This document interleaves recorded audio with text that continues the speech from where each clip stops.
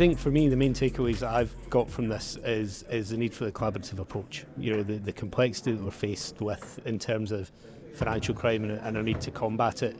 We need to take a different approach. What we've been doing for years doesn't work, and we can see from other jurisdictions like the UK, these collaborative cross-industry and with the public-private sector partnerships are fundamentally critical to our advancement of the combat of financial crime.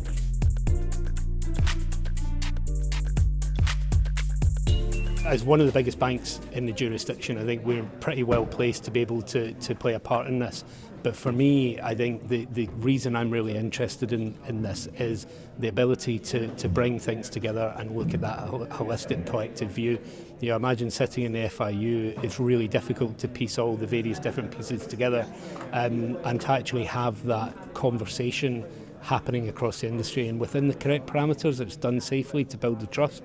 Be able to share the information and share the data that's critical to this allows us to see so much more, and that's the way I think we actually target the resources that we spend on this on making the biggest impact for the society, but for Jersey PLC in the wider sense.